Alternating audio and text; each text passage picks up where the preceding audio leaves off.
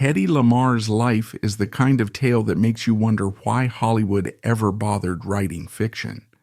Picture this: a luminous beauty dubbed the most beautiful woman in the world, a whirlwind of controversy that left conservative audiences clutching their pearls, a daring escape from a domineering husband worthy of any spy thriller, and behind it all, a brilliant mind whose inventions paved the way for modern wireless communication. This isn't just a glamorous star who took Tinseltown by storm. This is the story of a woman whose genius often went unrecognized, even as she quietly shaped the technological future we take for granted.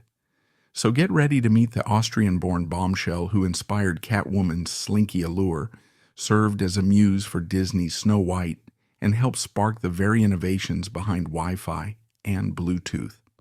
This is Hedy Lamarr, a name that sits comfortably between Hollywood legend and real-life superwoman.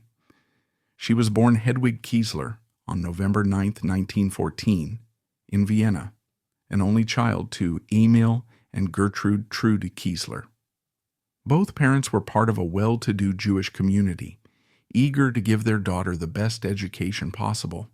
From an early age, Trudy introduced young Hedwig to the arts, music, theater, literature, all unfolding in the vibrant cultural scene of Vienna in the 1910s and 1920s. Hedy's mother saw her child as a sophisticated, cultured spirit, and to feed those ambitions, she enrolled her daughter in the Döblinger Middle School, where, astonishingly, Anna Freud, yes, Sigmund Freud's daughter, was on the teaching staff. Hedy seemed destined for a life of refinement and culture, but there was more humming under the surface than impeccable manners. She had a budding fascination with how things worked, a knack for tinkering that was rare in a girl of her time. Under the enthusiastic eye of her father, Emil, she'd take things apart just to figure out their mechanisms, then piece them back together with the pride of a fledgling engineer.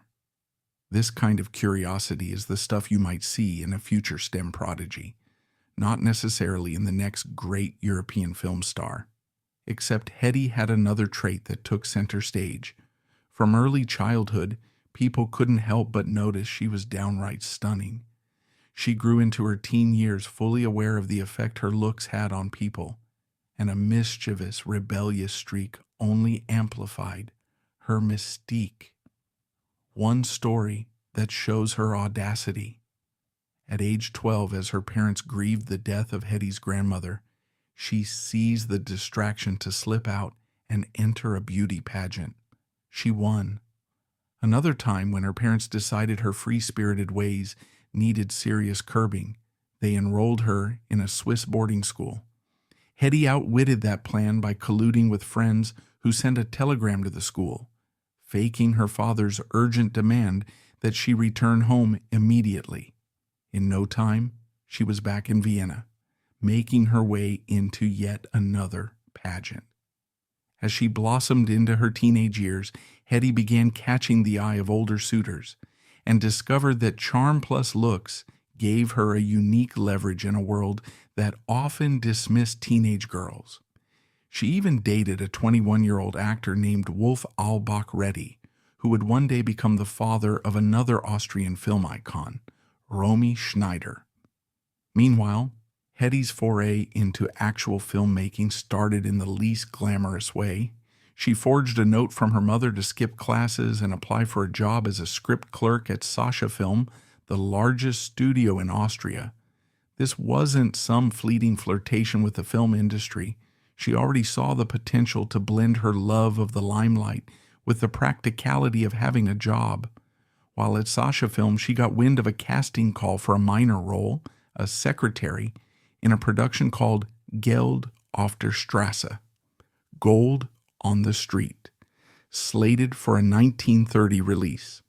With the kind of chutzpah that would become her hallmark, she swiped some makeup from an aspiring actress, gave herself a quick makeover, waltzed up to the assistant director, and declared, "I want to play the part of the secretary." That was all it took for her to land her first on-screen role. The part was small, but the impression she made was huge. Soon enough, a legendary stage and film director by the name of Max Reinhardt noticed her and saw more than just a pretty face. He cast her in a play, The Weaker Sex, where she was credited only as first American. So it wasn't exactly star billing, but Reinhardt handed a gift to the press by calling Hedy the most beautiful girl in the world. That quote went roaring through the entertainment pages, and the future star found herself fielding more offers than she'd ever dared imagine.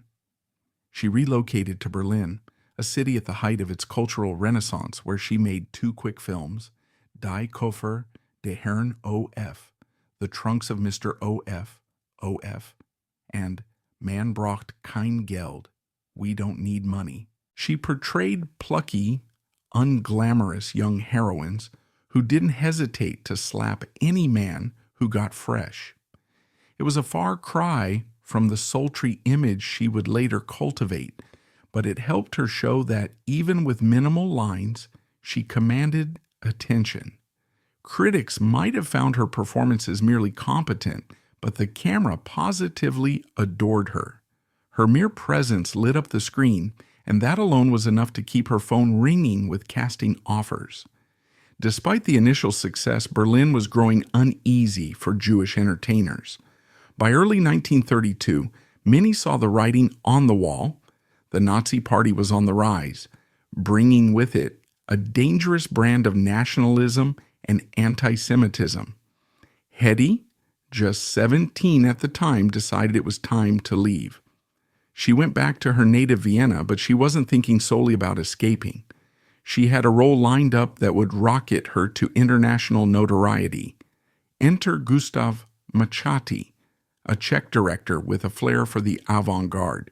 He wanted Hedy for a movie that would rattle the sensibilities of 1930s Europe. Ecstasy. Shot in the Carpathian Mountains starting in July 1932, Ecstasy told the story of Eva, a young wife married to an impotent older man.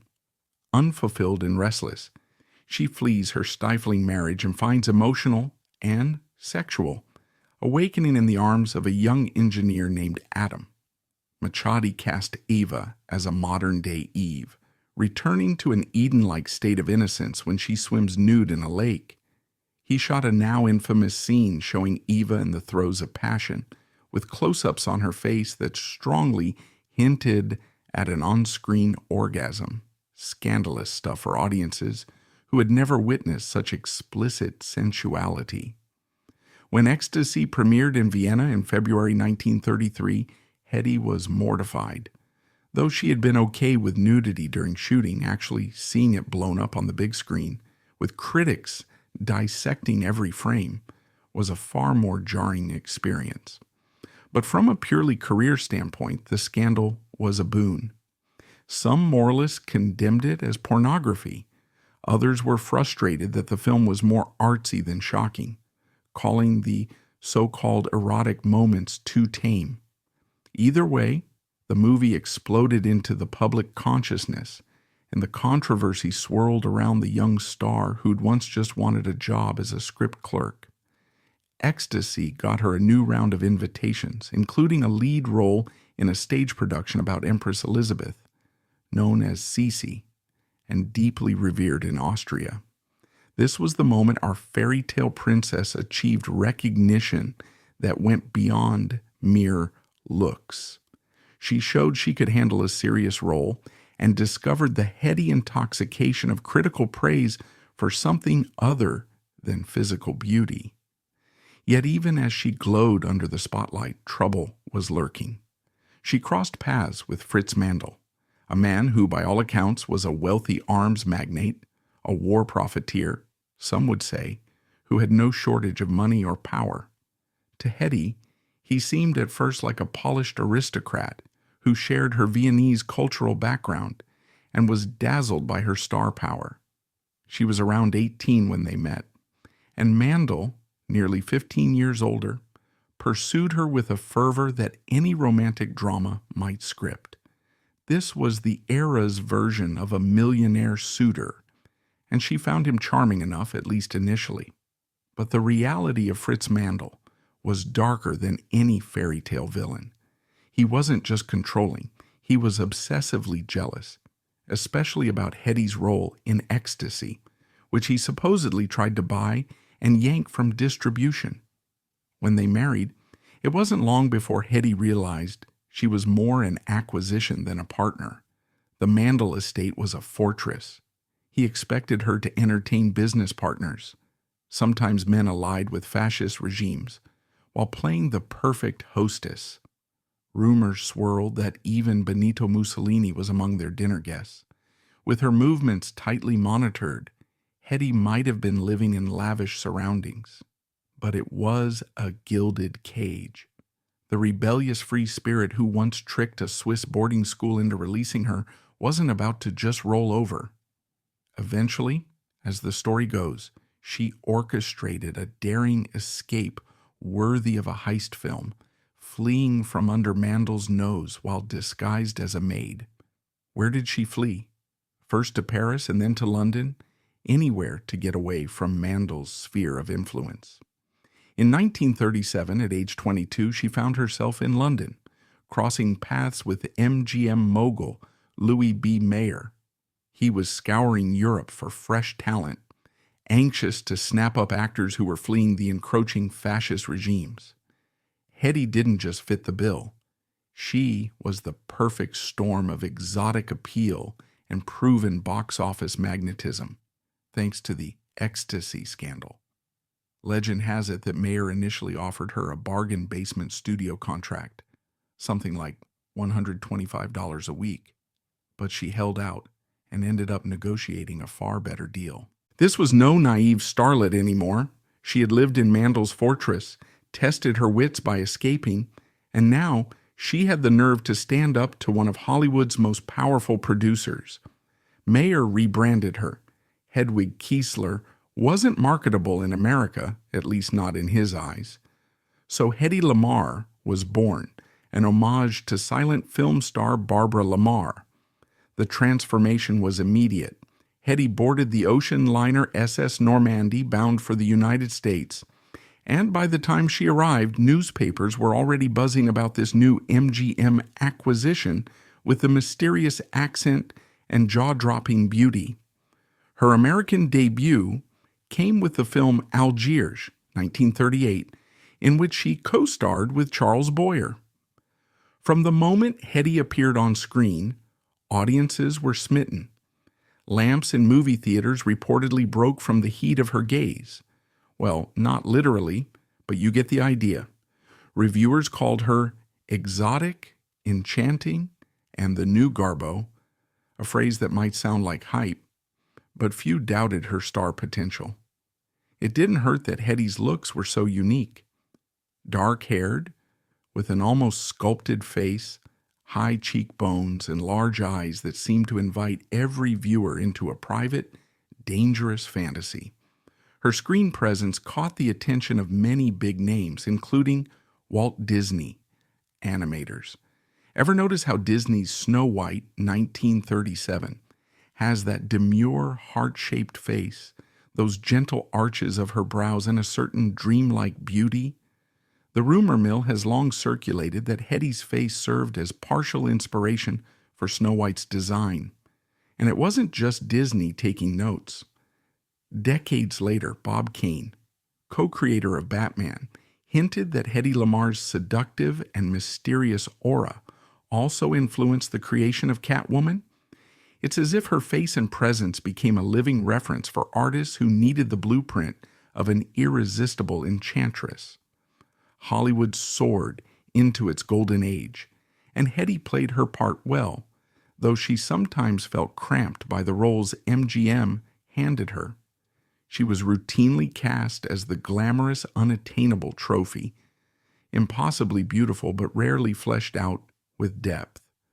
Audiences flocked to see her in films like Lady of the Tropics, 1939, Boomtown, 1940, alongside Clark Gable and Spencer Tracy, and Ziegfeld Girl, 1941, where she shared the screen with Judy Garland and Lana Turner. By 1942, she reached the apex of her stardom with Cecil B. DeMille's Samson and Delilah, 1949, though that came later in the decade. Her name guaranteed box office gold, but critics rarely called her the best actress in Hollywood. Even so, she was that elusive, shimmering presence audiences craved. Behind that star power lay an inventor's mind. It's almost surreal that while MGM was telling her to stand still and look pretty, Hedy was going home, locking herself in a workshop, and tinkering with mechanical projects. She befriended George Antheil, an avant-garde composer with an interest in machines and synchronization. Together they brainstormed a concept for radio communications that could hop frequencies to avoid interception, a technology initially meant for guiding torpedoes in World War II. Hedy was outraged at the idea of Nazi submarines destroying ships in the Atlantic, recalling her own flight from Europe and the looming threat of fascism. She wanted to help the Allied cause. In 1942, Hedy and Antheil were granted a patent for what they called a secret communication system. Their design used something akin to piano roll technology to switch radio frequencies. If each transmitter and receiver hopped frequencies in sync, an enemy couldn't jam or decode the signal. It was a stroke of genius, decades ahead of its time. The U.S. Navy basically shrugged it off, never employing it during the war, perhaps because they couldn't see how to implement a system originally referencing a player piano mechanism in actual weaponry. If you want to talk about a massive missed opportunity, that was it. The concept behind Hedy's frequency hopping, spread spectrum technology eventually formed the backbone of modern wireless data communication, from Wi-Fi to GPS to Bluetooth. You could argue that every time you stream a video on your phone or wirelessly connect headphones, you're tapping into the wave Hedy Lamarr helped unleash. But during those peak Hollywood years, the world barely blinked at her invention. The Navy quietly shelved it. Some accounts say officials told her she could better serve her country by using her celebrity to sell war bonds than by tinkering with complicated technology. So Hedy did exactly that. She poured herself into the war bond effort, hawking millions of dollars worth of bonds to help the Allies. By day, she was a recognized Hollywood star, receiving fan letters and entertaining offers for the next big motion picture. By night, or whenever she could slip away, she was an amateur engineer, continuing to refine her mechanical ideas and reading up on new scientific developments. It was a double life few others in Hollywood lived. On one side, the glamorous star who once scandalized Europe with ecstasy. On the other, a mind brimming with restless intellectual curiosity. Her personal life was famously tumultuous. She married 6 times, a fact that became tabloid fodder. The first one, to arms dealer Fritz Mandl, ended in that clandestine flight. Then there was Gene Markey, followed by the actor John Loder, restaurateur Ernest Ted Stauffer, W. Howard Lee, a Texan oil man, and finally Louis J. Boys, a lawyer. It seemed like Hedy was always chasing something, a stable romance perhaps, or a sense of normalcy she'd never really known. With each marriage, she might have been searching for a partner who could match her in intellect or free her from the carefully managed world of MGM. Each union dissolved, fueling the gossip rags that found it oh so easy to paint her as a fickle diva. By the mid-1940s, though, Hedy remained a marquee star. Certain film roles began to feel formulaic. Hollywood adored pinning her as the exotic seductress, forgetting that she could do so much more. She ventured into comedic roles with moderate success, but many critics felt her range was never truly tested. In 1949, she starred in Samson and Delilah, playing the temptress Delilah against Victor Mature's Samson. The biblical epic was a smash hit, one of the top grossing films of the year. It also further cemented her brand, a supernatural beauty destined to enthrall and destroy men. Off-screen, she was ironically fixated on creation, innovating, imagining solutions for real-world problems, while the studio typed her as an enchantress. The years post-World War II weren't kind to her in personal or professional terms.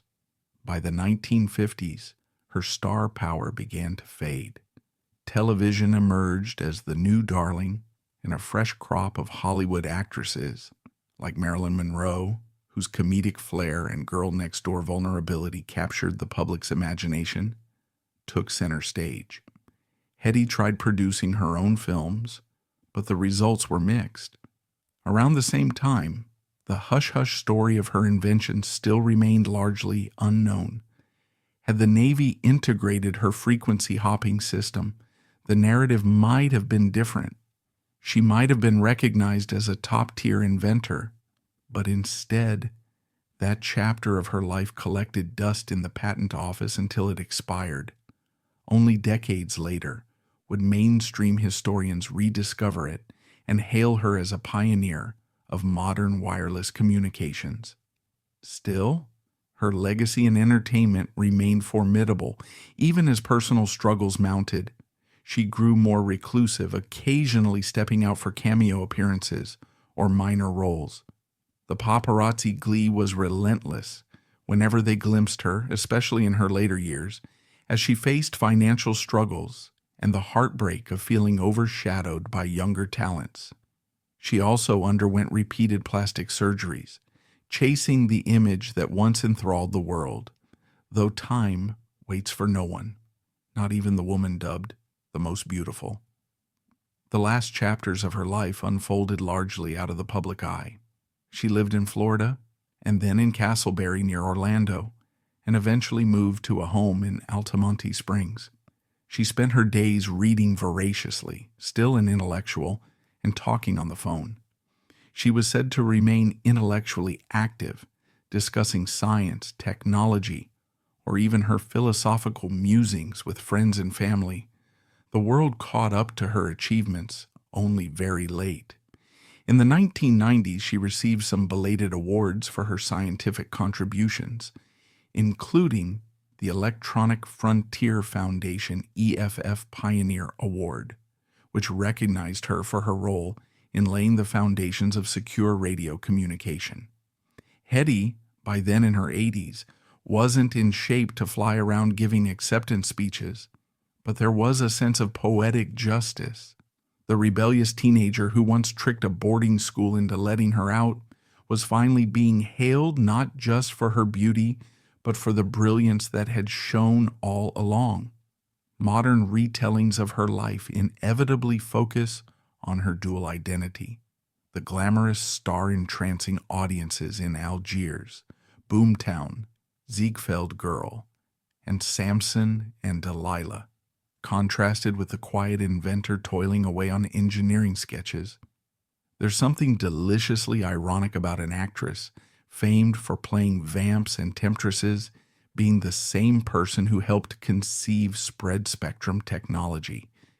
It's a contradiction that reveals how often we underestimate those who don't fit neatly into the boxes we create for them, especially women in an industry so fixated on packaging beauty as a standalone commodity. But Hedy's gifts went well beyond her patent and screen presence. She had an innate sense of showmanship that her directors often undervalued. Her comedic timing, though rarely showcased, could sparkle. In certain lesser-known films, glimpses of her comedic flair peek through, showing that if the industry had been more daring, she might have proven herself in the comedic realm as skillfully as Carole Lombard or Myrna Loy. The constraints of the studio system often typecast her as the exotic love interest, overshadowing other aspects of her personality and ability. Today, if you scroll through social media or watch content from channels dedicated to classic cinema or inspiring inventors, you'll find Hedy Lamarr's name popping up in surprising contexts.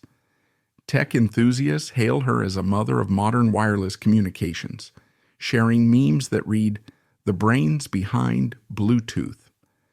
Feminist historians highlight her as a prime example of how systemic biases overshadow women's achievements, pointing out that the Navy sidelined her invention. Classic film buffs rewatch her old movies and marvel at the sheer presence she brings to every scene. She has become an emblem of the multidimensional woman who can be both the world's most enchanting face and a brilliant mind tinkering away at mechanical solutions. The improbable arcs of her story, Vienna's rebellious teenager, the star of a scandalous art house film, the captive bride of an arms tycoon, the Hollywood siren, and the unnoticed inventor, read like a script that would get tossed out for being too unrealistic. Yet that was Hedy's life. If modern fairy tales revolve around princesses who rescue themselves, then Hedy's escape from Fritz Mandel's fortress was the apex of that kind of narrative. If 21st century stories highlight women who break glass ceilings, then Hedy's patented technology stands as a testament to innovation that soared decades ahead of its time, albeit unrecognized when it mattered most. Her star image may have dimmed over the decades, overshadowed by subsequent Hollywood icons, but ironically, our reliance on the technology she helped pioneer has only grown. If we see each Bluetooth pairing or Wi-Fi signal as a modern echo of her secret communication system, it's as if her intellect is still quietly resonating through everyday devices. We might glance at our phones and not realize we owe a debt of gratitude to the star of ecstasy who once shocked Vienna with a nude scene. She wanted to do more than memorize lines and pose under bright lights. She wanted to shape the future in tangible ways. And, in her own roundabout manner, she did. In recent years, the story of Hedy Lamarr has made a mini renaissance in popular culture.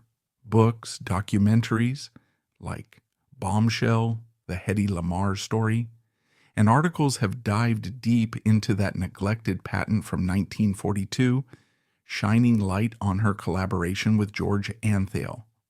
Biographies recount her exchanges with Howard Hughes, for whom she devised streamlining ideas for aircraft design. Another footnote demonstrating that she was always thinking, always fiddling with possibilities. She remains a potent reminder that glamour and intellect can coexist, even if the world tries to pit them against each other. Her legacy is one of contradictions mastered. She was the star who set Europe ablaze with scandal and ecstasy, then took Hollywood by storm with her radiant face and exotic accent.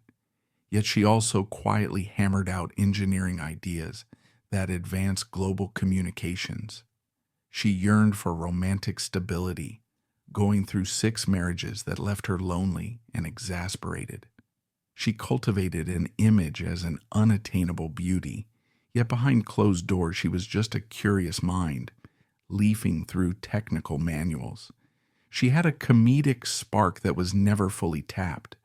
She was recognized as the most beautiful while living in terror of losing her looks, a fear that led her toward cosmetic surgeries and seclusion later in life.